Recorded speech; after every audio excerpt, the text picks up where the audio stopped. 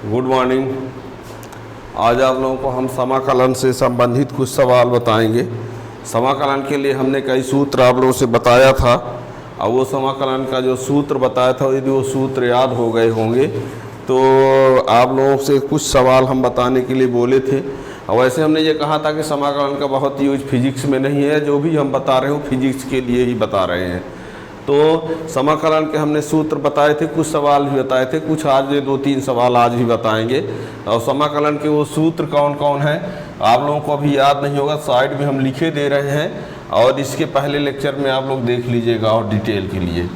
Sign यानी x⁴n dx है तो इसका इंटीग्रेशन हो तो समाकलन x⁴n+1/n+1, ये पहला सूत्र बताया था।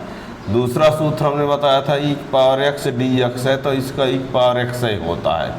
तीसरा हमने कहा था यदि sin x dx है तो इसका समाकलन होता है -cos x। चौथा बताया था कि यदि cos x dx है तो इसका समाकलन होगा sin x। और पांचवा बताया था कि यदि sec² x है dx है तो क्या होगा उसका tan x। और ये बताया था कि cosec² x dx यदि है तो इसका होगा -cot x।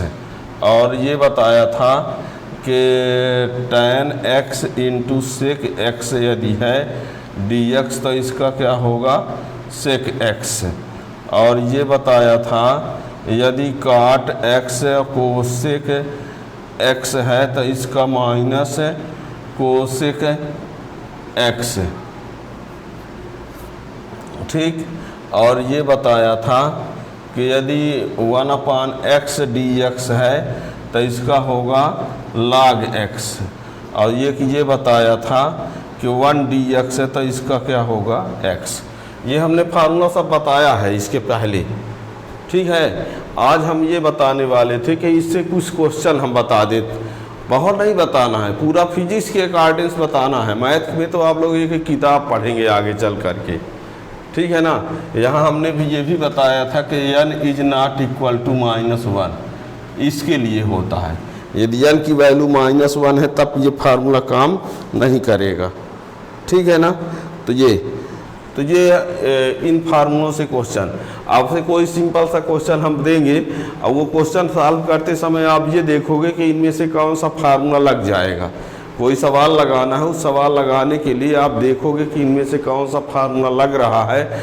यदि फार्मूला लग रहा है तो ठीक है, नहीं लग रहा है तो फार्मूला लगाने का प्रयास करेंगे, सवाल को वहाँ उस रूप में तोड़ मोड़ करेंगे कि कोई सवाल फार्मूला लग जाए, ठीक है ना। और यदि नहीं लग रहा है तो फिर इसका मतलब वो सवाल ही गलत है। सवाल को तोड़ मोड़ करेंगे कि कोई ना कोई फार्मूला लग जाए, है ना। तो हमने इसके एग्जाम्पल में क्वेश्चन में कहा था जैसे x⁴ dx इसका समाकलन करना हो तो इसका क्या हो जाएगा x⁴3+1/3+1 तो मीन्स x⁴4/4, ठीक है ना। ये अब यदि मान लीजिए कह दिया जाए, आपसे कोई ये कह दे, सुनना, आपसे ये कोई कह दे कि बहुत इम्पॉर्टेंट क्वेश्चन की बात कर रहे हैं। यदि आपसे कोई कह दे कि tan² x dx इसका इंटीग्रेशन क्या होगा, tan² x का मान बताओ, मान ज्ञात करो, ठीक है। लिखा है tan² x dx का मान ज्ञात करो मीन्स tan² x का समाकलन। देखो इनमें से कोई सूत्र है tan² का, कोई सूत्र है tan² x का समाकलन होता हो, कोई नहीं है।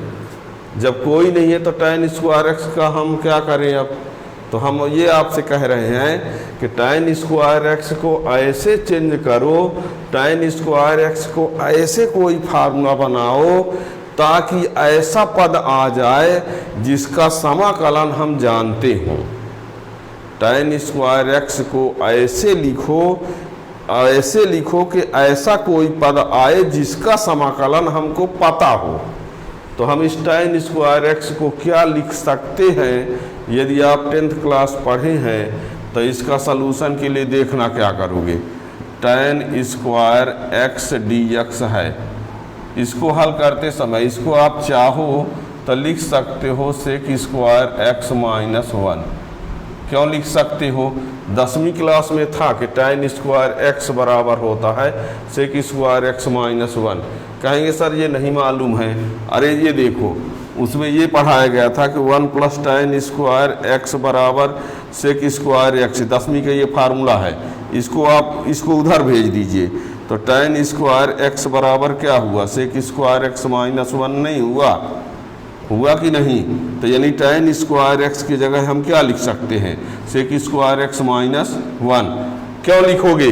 क्योंकि tan स्क्वायर एक्स का समाकलन हम नहीं जानते, पर यदि tan स्क्वायर एक्स की जगह पर सेक स्क्वायर एक्स माइनस 1 लिख दिया जाए तो सेक स्क्वायर एक्स का समाकलन हमको मालूम है कि tan x होता है, और 1 का समाकलन क्या होता है? x होता है। इसलिए tan स्क्वायर एक्स को पहले लिखेंगे सेक स्क्वायर एक्स माइनस 1। कहेंगे कि आप अपनी मर्जी से सर लिख लेते हैं, ऐसा नहीं है। tan स्क्वायर का सेक स्क्वायर एक्स माइनस 1 होता है। अब कोई कहेगा सर tan x को हम साइन स्क्वायर एक्स बटे कास स्क्वायर एक्स ना लिख दें, तो साइन स्क्वायर एक्स का भी तो समाकलन नहीं जानते हो, ठीक है ना। तो tan स्क्वायर एक्स को हम क्या लिख दिए? Sec square x minus 1। और जब tan स्क्वायर एक्स को सेक स्क्वायर एक्स माइनस 1 लिख देंगे तो सेक स्क्वायर एक्स का अलग से समाकलन करेंगे और 1 का अलग से समाकलन करेंगे तो सेक स्क्वायर एक्स का समाकलन tan x होता है और 1 का समाकलन x होता है, ये पता है। इसलिए आपको tan स्क्वायर एक्स को ऐसा लिखना पड़ेगा। अब क्या कर दें? Sec square x dx minus 1 dx, अलग अलग, इसका अलग से इंटीग्रेशन, इसका अलग से। अब सेक स्क्वायर एक्स का क्या होता है? सेक स्क्वायर एक्स का tan x माइनस 1 का क्या होता है? x। तो इसका मीन्स tan स्क्वायर एक्स का समाकलन क्या होगा? tan x minus x। ठीक है ना। क्या किया हमने? tan स्क्वायर एक्स का समाकलन निकालना है, तो हमने देखा कि जितने सूत्र पढ़े हैं उसमें tan स्क्वायर एक्स का समाकलन कहीं है ही नहीं है ना। तो tan स्क्वायर एक्स को हम ऐसे फार्मूला में बदल दिए जिसका समाकलन हमको पता है, तो सेक स्क्वायर एक्स माइनस 1 लिख दिया, ये सूत्र होता है। और फिर सेक स्क्वायर एक्स का अलग से, 1 का अलग से, तो सेक स्क्वायर एक्स का tan x, 1 का ये, ठीक है ना। तो ये हो गया। तो हमने कहा कि किसी भी सवाल का समाकलन यदि करना है तो पहले आप देख लो कि कौन सा फार्मूला लग रहा है। यदि फार्मूला कोई डायरेक्ट लग रहा है तो ठीक है, नहीं तो उस सवाल को ही कुछ फार्मूला इधर उधर करते हुए ऐसे टर्म में चेंज करो जिसका समाकलन हमको मालूम हो, और बाद में उसको रख देंगे, ठीक है ना। और एक सवाल लेते हैं।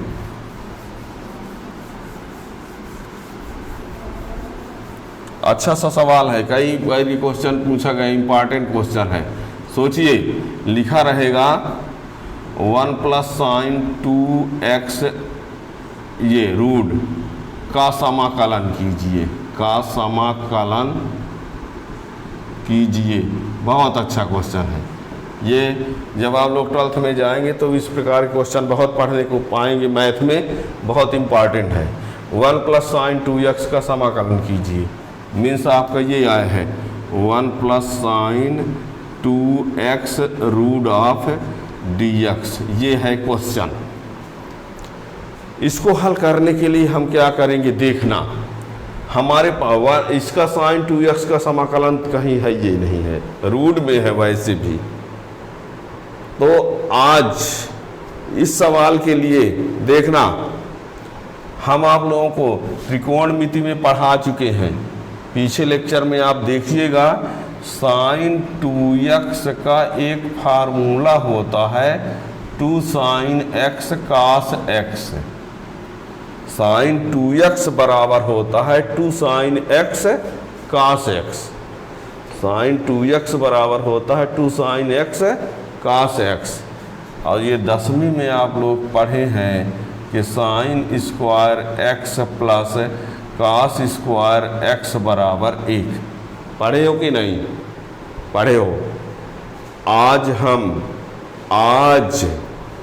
इस 1 की जगह पर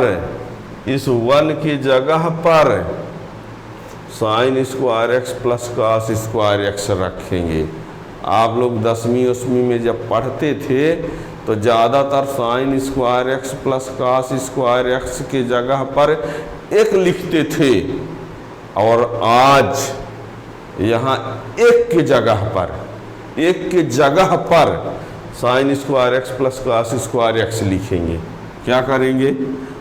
1 की जगह पर sign square x plus cos square x लिख दिए, 1 बराबर ये होता है, तो यहाँ पर प्लस साइन 2x बराबर क्या हमने बताया? साइन 2x बराबर होता है 2 साइन x कॉस x, और ये रूट लगे है और ये dx है। यहाँ पर क्या किया हमने? 1 की जगह पर sign square x plus cos square x रख दिया, 2 साइन 2x के जगह पर 2 साइन एक्स कॉस एक्स रख दिया, तो ये बन गया sine square x plus cos square x plus 2 sine x cos x, अर्थात बन गया a square plus b square plus 2ab है, a square plus b square plus 2ab means a plus b का होल स्क्वायर। तो इसको लिख दिया जाएगा sine x plus cos x का होल स्क्वायर, ये dx और अंडर रूट तो रहेगा ही। ठीक है, sine x plus cos x का होल स्क्वायर, अंडर रूट रहेगा ही, dx है ये है, अंडर रूट से स्क्वायर हट जाएगा तो बचेगा sine x plus cos x, और ये रहा dx। अब बताओ, यहाँ 2 पद आ गए, साइन x और कॉस x। हमने आप लोगों से बोला था कि इस सवाल को आप फार्मूला और उंगला में इस प्रकार बनाते हुए, तोड़ मोड़ करते हुए ऐसे कंडीशन में पहुँचाओ कि ऐसा पद आ जाए जिसका समाकलन होता हो। तो हमने इसको यहाँ तक पहुँचाया, और साइन एक्स का अलग से अब समाकलन कर देंगे और कॉस एक्स का अलग से, और साइन एक्स का समाकलन होता है माइनस कॉस एक्स, और कॉस एक्स का समाकलन होता है साइन एक्स। तो इसको क्या लिखेंगे? साइन एक्स डी एक्स अलग से और कॉस एक्स डी एक्स अलग से, और साइन एक्स का समाकलन माइनस कॉस एक्स, और कॉस एक्स का समाकलन साइन एक्स। मीन्स प्लस वाले को पहले लिख दें और माइनस वाले को बाद में। इसका मतलब हुआ कि इसका जो समाकलन है वो क्या होगा? ये होगा, ये रहा इसका आंसर। ठीक है ना? क्या कहा हमने? किसी का समाकलन निकालना है तो सबसे पहले आप क्या करिए, देख लो कि कोई फार्मूला लग रहा है कि नहीं। यदि फार्मूला लग रहा है तो ठीक है, और नहीं लग रहा है तो पहले फार्मूला लगाने लायक पद लाओ उसमें, और फिर जाके समाकलन करोगे। ठीक है ना? एक और क्वेश्चन बोलते हैं हम, इनकी ज़रूरत बता तो दिए, बहुत फिजिक्स में बहुत कम पड़ेगी, फार्मूला जानना ज़रूरी है, और वैसे मैथ में ज़्यादा डिटेल में पढ़ेंगे, है ना। एक सवाल हम और थोड़ा सा बताए देते हैं, इसके बाद आप लोगों को अगला चैप्टर मापन वाला पढ़ाएंगे, वो जो सबसे ज़रूरी होगा फिजिक्स 11th क्लास और आगे के लिए भी। एक सवाल और देख लेते हैं। मान लीजिए कह दिया जाए 1/1 प्लस साइन एक्स का समाकलन कीजिए, समाकलन कीजिए, है ना, का समाकलन कीजिए। यानी आपसे ये कहा गया है कि 1/1 plus sine x d x ये है, का मान ज्ञात करो, ये प्रश्न है। ठीक है ना? यानी ये आपका क्वेश्चन है, 1/1 प्लस साइन एक्स का समाकलन कीजिए, मीन्स 1/1 प्लस ये। ठीक है ना? तो यहाँ पर अब क्या करेंगे, देखिए इसको हम क्या करते हैं,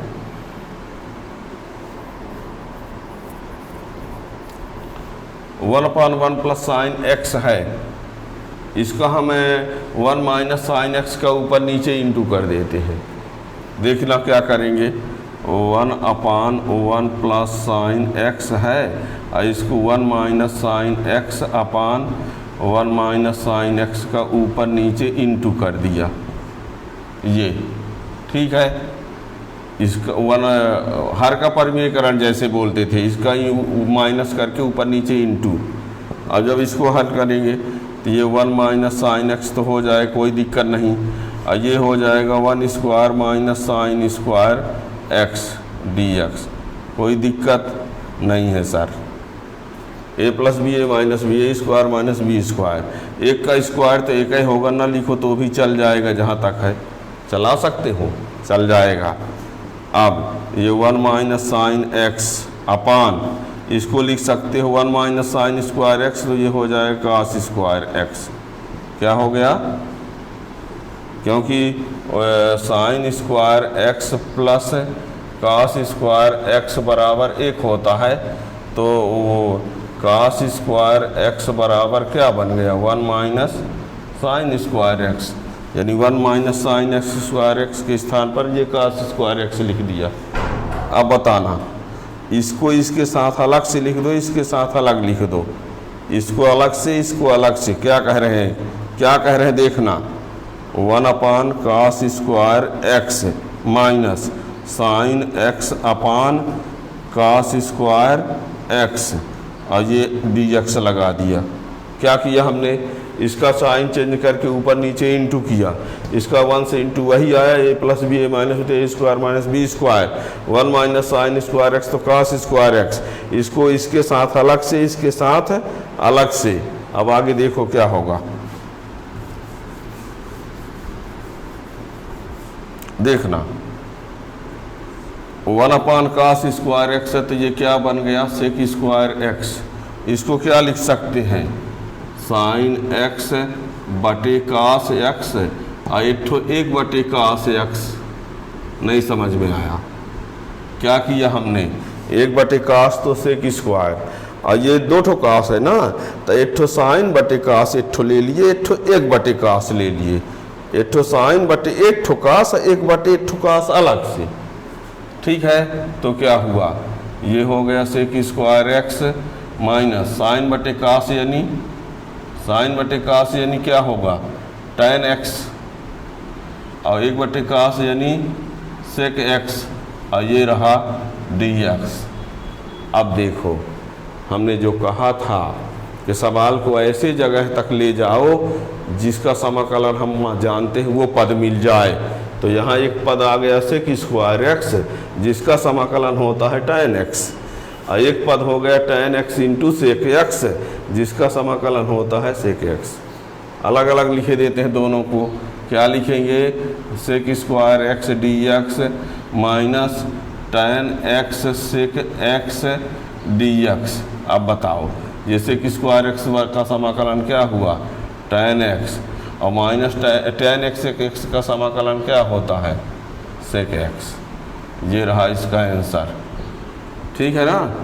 तो फाइनल ये पता चल गया, ये है पूरा प्रोसेस, ठीक है। ये आंसर जो आया वो क्या आया, सेक स्क्वायर एक्स का समाकलन tan एक्स सेक एक्स का समाकलन ये आ गया। तो हमारे कहने का मतलब ये है, किसी सवाल का समाकलन ज्ञात करना है तो सबसे पहले देखो कि जो आप 10 ठो फार्मूला जानते हैं उनमें से कौन सा फार्मूला लग रहा है। यदि कोई फार्मूला नहीं लग रहा है तो उस सवाल को ऐसे रूप में चेंज करो कि समाकलन करने लायक पद बन जाए, और जब समाकलन करने लायक पद बन जाए तो इन समाकलन के सूत्रों की सहायता से उसको हल कर देते हैं।